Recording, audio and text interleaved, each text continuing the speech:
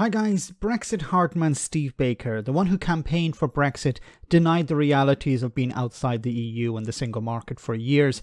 A senior person in the hard-right anti-European ERG wants you to feel sorry for him. Yes, all that hatred towards Europeans and people in Britain who didn't want to impose economic and travel sanctions upon them need to dig deep in their hearts and find a little place in it for Steve. Brexit, its back and forth over the years, has worn Baker down. Do you have some sympathy for him? 7 years of this cost me my mental health. The beard, the jewellery is about me, my recovery. In November 21, I had a major mental health crisis, anxiety and depression. I couldn't go on. People couldn't tell. I made a big keynote speech in the afternoon. But make no mistake, holding these tigers by the tail, Brexit, COVID recovery group, net zero scrutiny group, the tax stuff we did with Conservative Way Forward took its toll. We're all only human. And the way I've led rebellions, no one should have to do.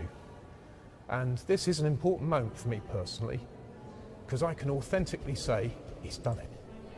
If only everybody will read the text, think seriously about what an amazing achievement this is, what an incredible opportunity it provides for the people of Northern Ireland, and actually for the whole of Europe to move beyond this awful populism we've suffered. Just be sensible and grown up. Do the right thing by 1.9 million people. And the ripple effects for everybody else. You bet I'm emotional, because this book ends a 7-year chapter of my life, which I will be glad to close. My God. You know, who is responsible for this? And just think about it. Can we extend some of that sympathy instead of just for Steve Baker? Can we extend some of that sympathy to the business owners who've closed their businesses because Great Britain is outside the single market?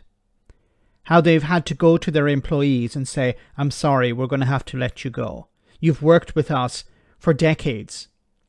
And sorry, we can't continue to operate. Why? Because we can't sell into the European Union like we could before. There's all this extra paperwork. We've lost customers. Why? Because of Brexit. Because of the Brexit that Steve Baker pushed. And notice here, there's no apology.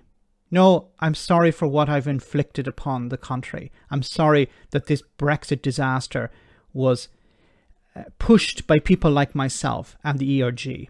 At no stage did he say sorry. It's all about him. The stresses and strains that he's gone through to make sure that Brexit was inflicted upon the UK. Disgraceful. And he wants sympathy now? He could have quit at any stage. But no, he kept with it, making sure that as much damage was done as possible. Now, what am I talking about as well? This is back in 2019 when there was the issue of a no-deal Brexit. And listen to exactly what Steve Baker had to say back then. Remember, Boris Johnson got a deal, the withdrawal agreement. People like Steve Baker were advocating for leaving without a deal. No deal is what we've legislated for. You know, in international and domestic law, we leave the European Union on the 29th of March with or without an agreement. And it would be a really catastrophic negotiating error to take no deal off the table. So I really hope the Prime Minister won't vote for that motion. Catastrophe is a foolish and reckless word to use. No politician should use it. It's one thing for the Labour Party to say, it's quite another for Conservatives to say. Catastrophe is a word which should be reserved for genuine massive loss of life. And for people to call leaving without a withdrawal agreement catastrophe is an act of recklessness harm to the United Kingdom. And there you have it. You know, to leave without a deal, to call it reckless, to call it a catastrophe is reckless. This is what he's saying. To claim that, you know, there would be no problem leaving without a deal. This is the same Steve Baker who's, you know, almost in tears because of what was achieved with the Northern Ireland Protocol. He was advocating back in 2019 about leaving without a Northern Ireland Protocol.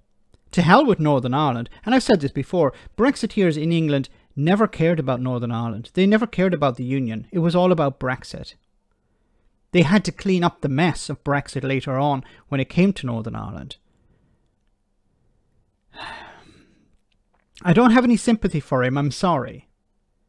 I have sympathy for the real victims of Brexit. He probably has an international passport, so he's not affected by this.